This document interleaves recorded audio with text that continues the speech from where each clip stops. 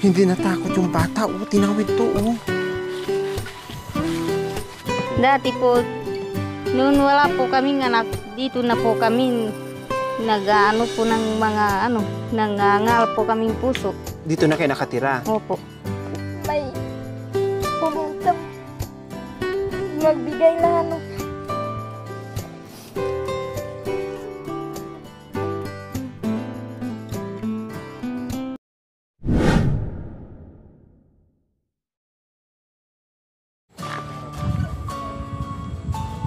Magandang tanghali po sa ating lahat mga kabayan. Nandito po tayo muli. Meron tayong bisitahin yung pamilya, no, na talagang yung sitwasyon ng mga kabayan ay nakakadurog. So ngayon po, awa ng Diyos, no, at may pagkakataon na talagang binabalikan natin yung iba, no, nakadepende sa sitwasyon po mga kabayan. Kaya tingnan natin muli at bisitahin natin sila. Ang tanong, nandyan po kaya sila dahil malayo ito mga kabayan. Kaya tara, samahan niyo po ako sa tanghaling ito. So ayan po mga kabayan, nakita niyo po, no, 'di ba? Nung unang na-vlog namin sila, nakita niyo naman yung kanilang bahay. Pero mukhang walang tao. Uy! Wala ngang tao. Ayan na, oh, anong nangyari? Hala! Walang tao. Aray ko. Walang tao mga kabayan. Kasi nga, sabi ko nakaraan, sobrang sira-sira na talaga siya. No? At ngayon, nawala. Saan kaya sila lumipat? So, ipagtanong na lang natin mga kabayan. No? Puntahan natin yung doon kasi may bahay doon mga kabayan. So, titinan natin. No? Balik tayo doon. Baka nandoon sila. Tao po! Dito po kami. Ay! Bakit nandyan kayo? Dito na, po linagay yung kasi hindi na po pwede yun. Dito na kayo? Opo. Ay, nakus. Ano nangyari? Bakit nasira yung bahay? Naulog po kasi yung isang bata doon sa bahay na yun. O tapos, dito muna kay temporary. Opo. Kanino naman itong bahay? Sa po, biyanang ko. Sabi po ng biyanang ko, diyan na lang kayo baka maulog pa yung bata doon. Nasaan si Kuya Roldan? Nag-uuling po doon sa Saan? baba. Saan? Saan banda? Doon po. Malayo pa? Malayo po, konti. Pwedeng puntahan natin? Sige po. O tara. Ayun pa na mga kabayan, no, Doon nahulog. po tayo, Kasi siguro dahil doon sa mga butas-butas, no, hindi na disgrasya, nahulog yung bata. Kaya dito muna sila temporary sa bahay ng kanyang biyanan. Oh my gulay. Okay, sige, puntahan natin. Tara, saan ang daan? Doon po tayo dadaan sa daan, tapos po tayo doon. May daan papunta Sa doon. simento? Opo, Sa kalsada mismo? Opo, tapos po tayo doon. Nandun po yung namin. Walang daanan dito? O dito? Wala po. May daanan po doon. O dito na lang tayo daan? Hindi po, baka maulog po tayo dyan. Ay, mahulog, delikado. O sige, doon na lang tayo. Opo. Parang iikot tayo. Opo. Doon po sa baba. Malapit sa bahay nila, Nino. Wala po kaming kasama doon. Saan bandang baba? Malapit dyan sa ulingan? Opo. Gumawa kayo ng bahay dyan? Hindi po bahay, yung lang po, malit na kubo. Oo nga, doon kayo natutulog. Opo. Tapos po yung bata kapag may klase, pumupunta na lang po doon sa baba. So mayroon kayong bahay-bahayan dyan? Opo. Dahil walak na yung bahay nyo dyan sa taas. Opo. So ayan po mga kabayan. Ay, Diyos ko, ang hirap talaga ng buhay. Oo. So ayan, puntahan namin ngayon. Si Kuya Rolda, yung mister niya, nag-uuling dito sa baba. Hindi kami nag-shortcut doon kasi delikado, baka mahulog kami sa bangin. So iniikot namin ito. No, umikot kami. Ayan po yung... Dito tayo. Ayan po yung daan. So, malapit na tayo. Hindi pa po. Ay, hindi pa. Opo. Hindi, nabayad daan Daanan talaga to, Ate Maisa. Opo, daan po. Pasensya na po dahil may... Ayan po yung dinadaanan namin. Kanina po dito po ako Anong ginawa nyo dito kanina? Naglakad po ako. Pumunta po sana ako sa ilog. Doon sa baba. Opo. Tapos, bakit di kayo napunta sa ilog? Wala, po ako sa bahay ng biyanan ko. Dininis ko po yung mga gamit nila. Yung mga plato. Kaya hindi po ako agad pumunta sa Maglabasan na kayo sa ilog. Opo. Sino gumawa naman ng daanan dito? Yung asawa ko po. Grabe na naman itong mga dinadaanan namin mga kabayan. Wow! Ang papaya, oh. Meron naman tayo na daan ng papaya. Kanino tong mga pananim dito? Diyos ko. Sa amin po. Unang vlog, suong kaagad sa ganitong daanan. Talagang ito yung buhay dito nila, mga kabayan.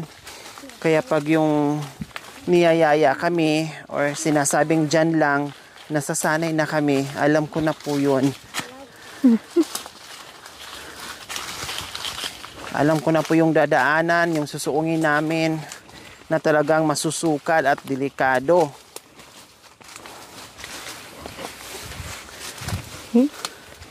Buti na yung mga bata sanay talaga dahil kung hindi, naku, madadapa sila dito.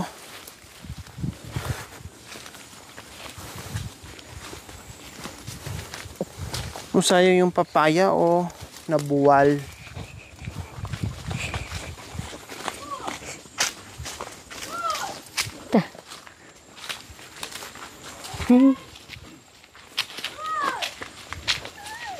Nandyan na? Malayo pa pong konti. Malayo pa konti. Tapos, syempre, nag-uuling dyan. Siguro dyan medyo maraming kahoy.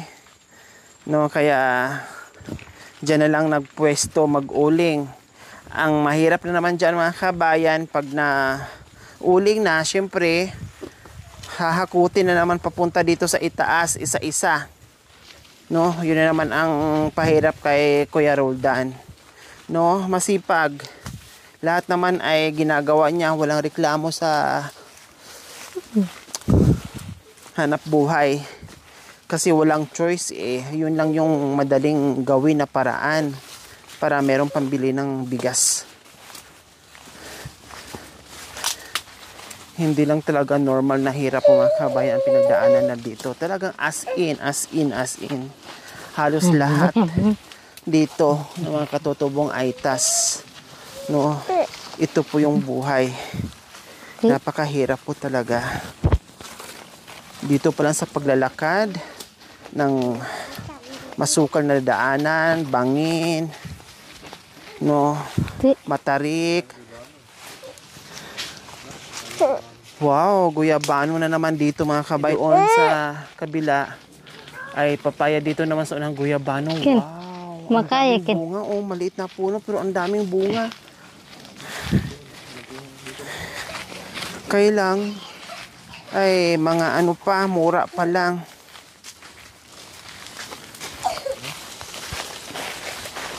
Oh, dyan na. Ate. Ay.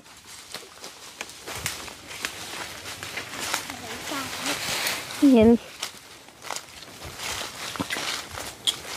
Hindi ako nag-rubber shoes. Nasira yung rubber shoes ko kahapon. Yung spike.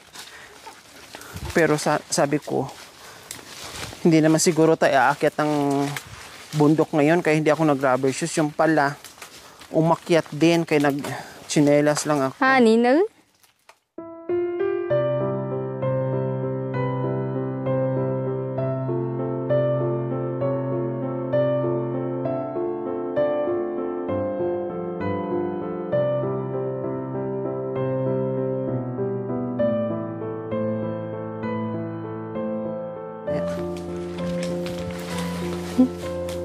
Kanino itong mga saging dito, Ate Myla? Sa amin po. Ang hirap naman dyan. Tagilid. So ayan po mga kabayan, no, paslanting na yung kanilang sagingan dito mga kabayan. Grabe.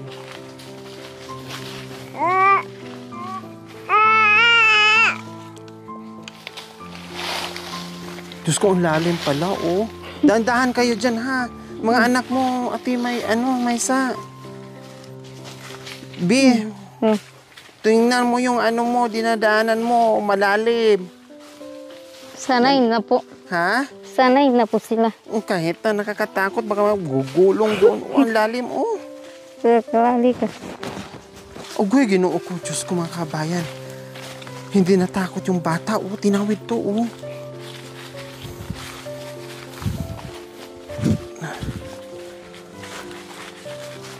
Ay.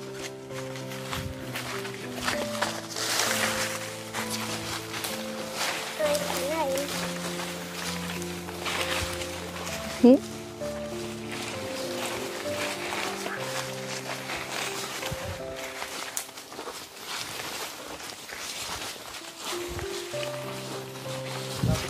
Opo. Ayan na lang po saan? Sa baba.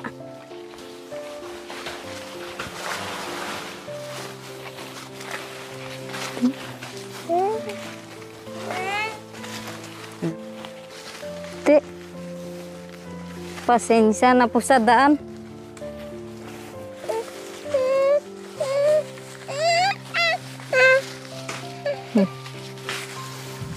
Sige.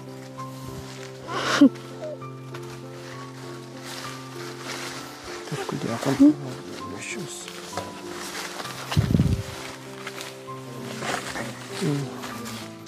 Akala ko po mga kabayan, malapit lang talaga.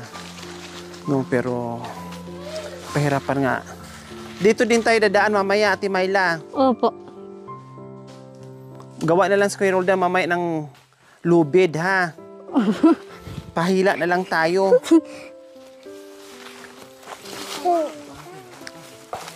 Tapos may anak pa, aray ko. Kapit na lang tayo sa mga baging. May anak pa si... Gagawa na lang po ng ano, tungkod. Tungkod. Opo, mamaya. Malapit na? Malapit na po. Malapit na tayo sa ano? Di. Sa ulap.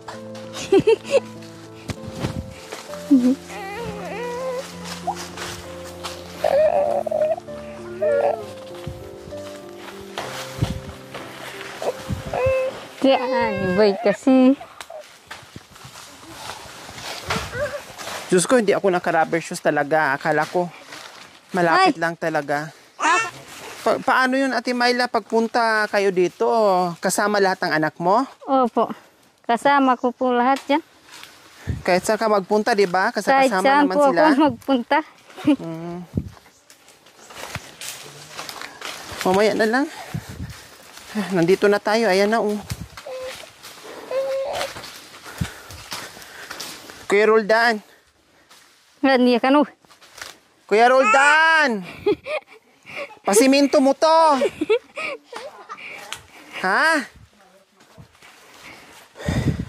So, ayun na si Kuya Roldan, oh. Sabi ko sa kanya, pasiminto, wala na siya pera. Ito, nagkuling pa. Para pag naibinta, bili niya ng simento. Pasparto niya to dito. So, ayan po mga kabayan, nandito na tayo. No, ito palang sinabi niya. Pahingahan siguro lang po mga kabayan. No? At the same time, dito na sila natutulog. Kasi wala naman sila ibang bahay po mga kabayan, kundi yung nasira kanina doon. No? At dito na sila natutulog. So, ayan po mga kabayan. No? Nandyan na yung saingan. Oh. Nandito na yung mga gamit. No? Yung mga gamit natin na nakita doon, mga kabayan, ay wala na. Kasi sirang-sira na yung bahay. So, dito na. Nandito na yung mga kumot, mga damit, lahat nandito na. Usually naman po talaga mga kabayan, ang ginagawa ilang banig, no, ay mga dahon na tuyo, dahon ng saging. So, ayan po mga kabayan, nandito na rin, may moskitero na din No, so ganyan.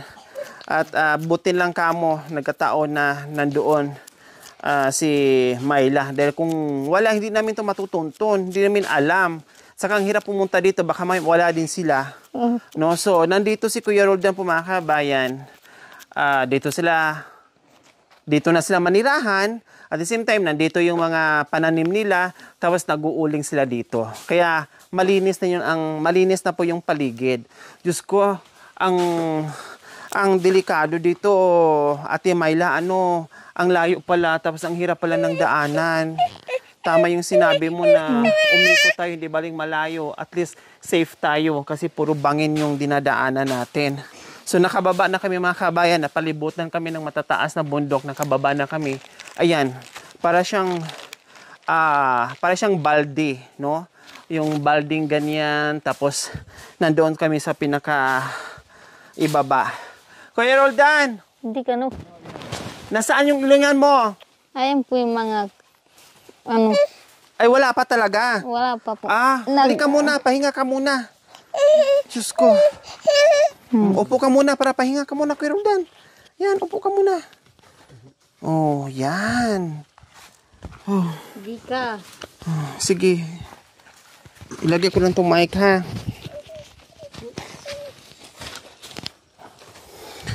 So, mamaya na natin tanungin si Kuya Roldan kasi pagod pa. So, ayan po mga kabayan. Kasi simula lang ni Kuya Roldan manguha ng kahoy para ulingin niya. Akala ko nga meron na siyang mauuling. Pero kasi simula lang, no, at pag dumami ito po yung uulingin niya. At bago yan maging pera, kailangan muna ng ilang araw o isang linggo o higit pa, no, bago maging uling. Siguro abutin pa to siya ng 2 linggo kasi mag-iipon pa siya eh. Hindi basta-basta magputol siya lang, hindi basta-basta magputol ng mga kahoy para ulingin. Diyos ko, ako'y nahahabag. Tapos, ito na yung bahay nyo. Bahay kubo. Pero dyan na kayo natutulog. Paano pag umulan? Hindi kayo nababasa sa loob, Kuya Roldan? Hindi po. Dahon ng saging po mga kabayan ang bubong, no? Tapos may trapal na kapiraso na pinaikot, din dito sa harap, wala na. So dyan na sila natutulog. Wala bang ahas dito, Kuya Roldan? Wala po. Ha? Wala po. Walang ahas. Wala po. Kasi open yan, oh. Kabilaan talaga open. Kapag malinis po yun, wala pong aas. Walang ahas. Pero nung nandito kayo na masukal pa, walang ahas din. Opo. Kumbaga, tumakbo na rin siguro. Opo. Dito po lang lumaki po yung 2 kong bata po. O bakit dito kayo, naisipan nyo na dito kayo, Kuya Roldan? Yung lupa binigay sa amin ng lola po. Tinamnan namin ng saging po. Okay, so kanina narinig ko, sabi ni Mrs. mo, ni Ate Myla, ikaw daw ay lumaki doon sa tita mo. Opo. Nasaan na yung mga magulang mo, Kuya Roldan? Wala na po.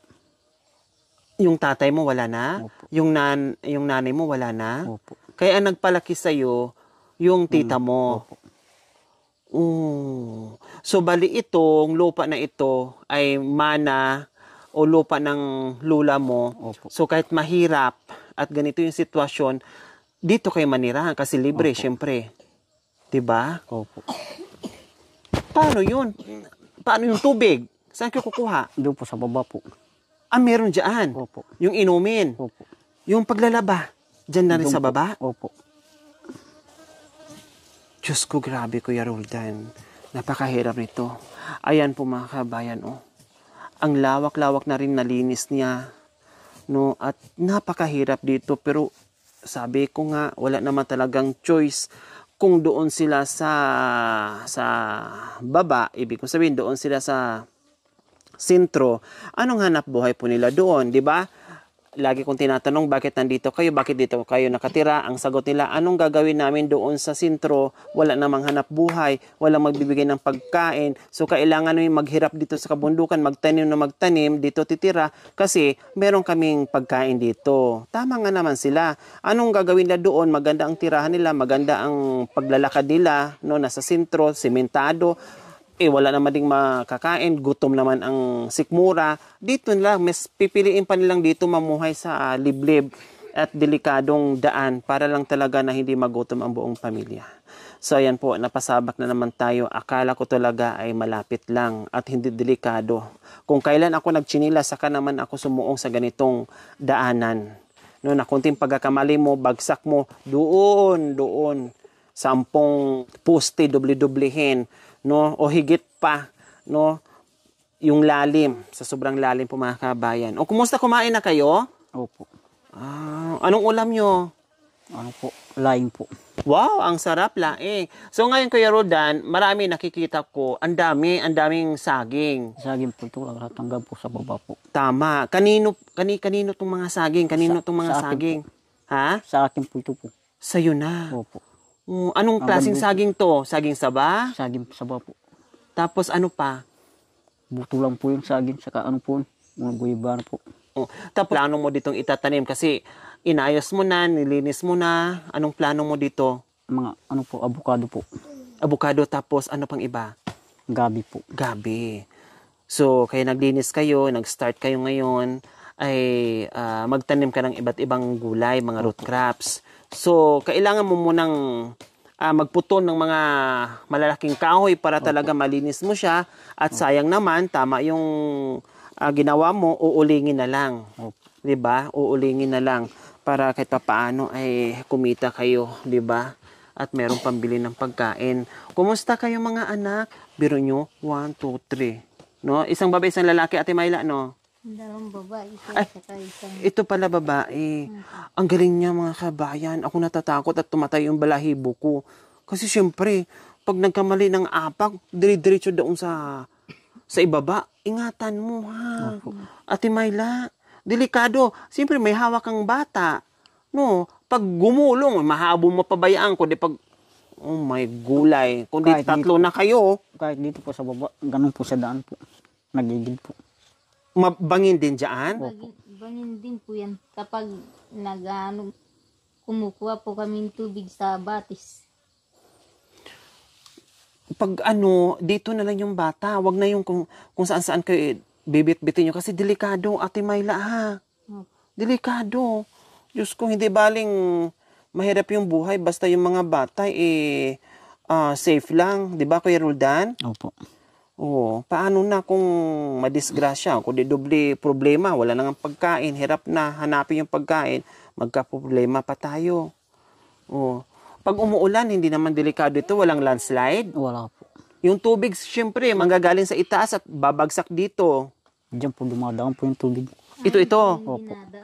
Bakit dyan nyo rin nilagay yung kubo nyo, hinigaan nyo sa malapit sa dinadaanan ng tubig? Para hindi na kayo mahirapan, para... Dati po nang pinagtayuan ko ng bahay po. Ito, dati mong bahay. Opo. Ang tubig, malaki ba yung tubig? Maliit lang po. Pero para sure, iusog mo dito yung bahay mo. Opo. Hindi yung dyan. Delikado din pag umulan. Paano kung tuloy-tuloy? O may bagyo, tuloy-tuloy yung ulan. Siyempre, lalaki din yung agos ng tubig. Ang bulusok ng tubig mabilis o malakas. Kasi, pag ganyan, saka ka pa kikilos kung nandyan na yung malakas na agos ng tubig. So ayan, okay. So ayan po mga kabayan, isa sila sa napasaya natin. Nung kainan, nandoon sila. Nung bigay ng regalo, nandoon sila mga kabayan. So isa din sila sa nabigyan natin ng ayuda. At merong sponsor na talagang naantig yung puso niya dito sa pamilya ni Kuya Roldan and Ate Myla. Myla, dahil may nagpaabot sa inyo ng 5,000 mula kay Ma'am Ninita and Sir Clef. 1,000, 2, 3, 4, 5. 5,000 Ate Myla galing kay Ma'am Ninita and Sir Clef. Salamat po sa tulong na binigay niyo. Hindi ko po akalain na may pumunta magbigay na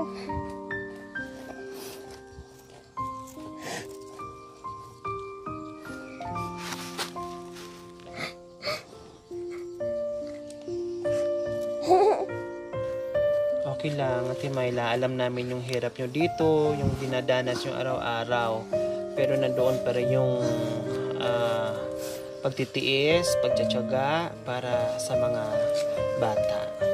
Ayan, masaya sa Ate Myla. Masaya po. Ayan, tears of joy. Ika nga. Maraming salamat po.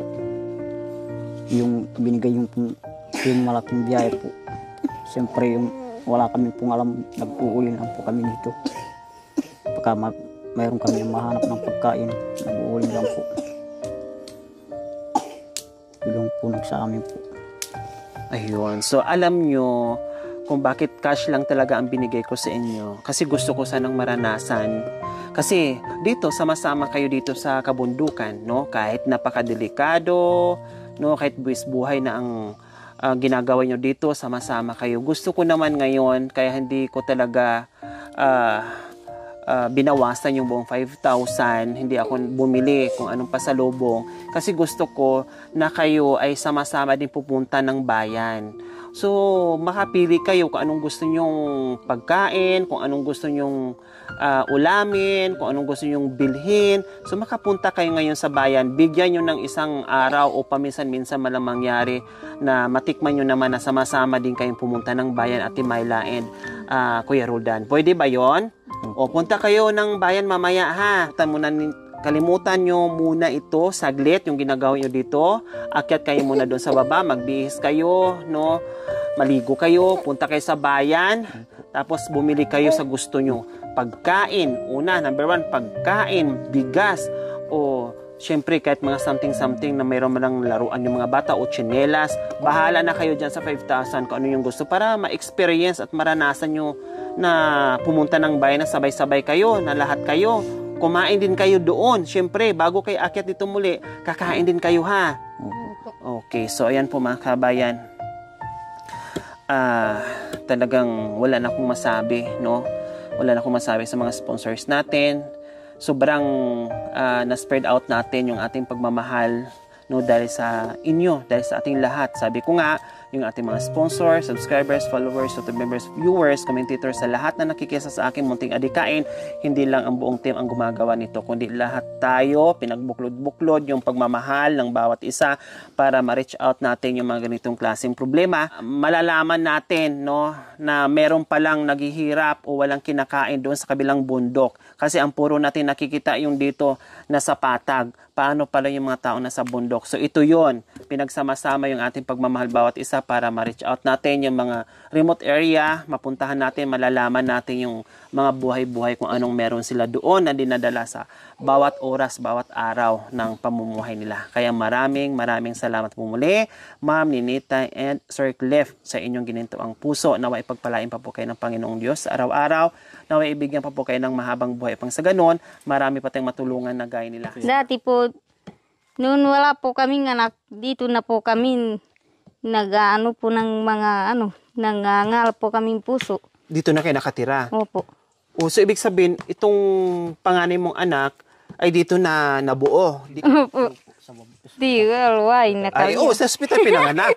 Alam nga, sa hospital yung ginawa. Purutin kita eh. Dito na buo, dito na lumaki. Dito na po lumaki. Ni Alway.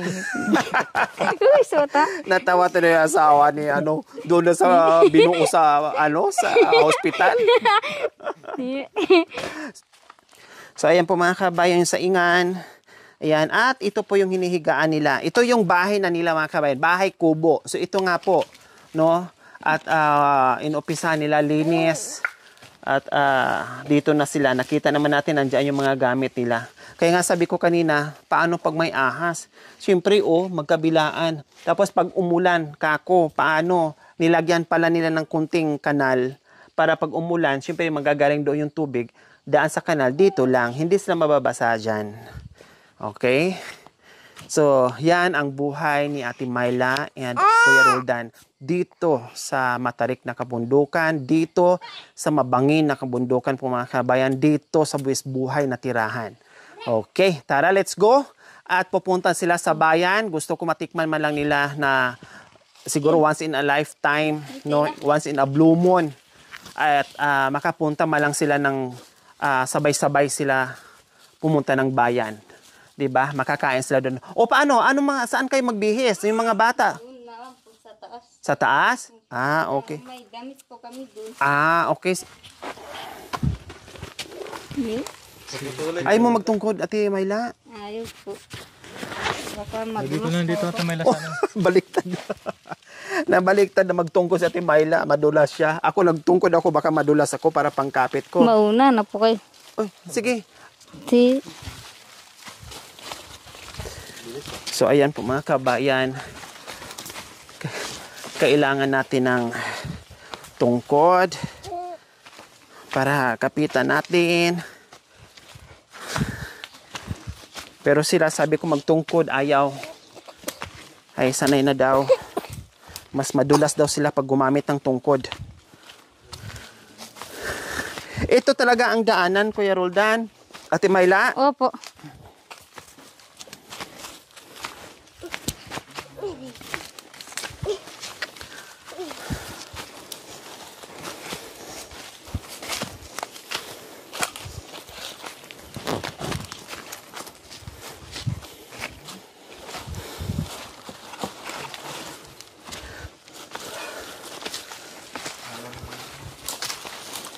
Dandahan kayo ha.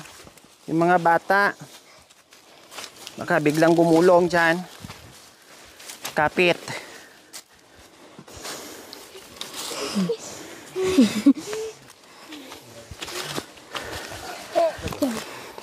Ano ko kapit? Majok.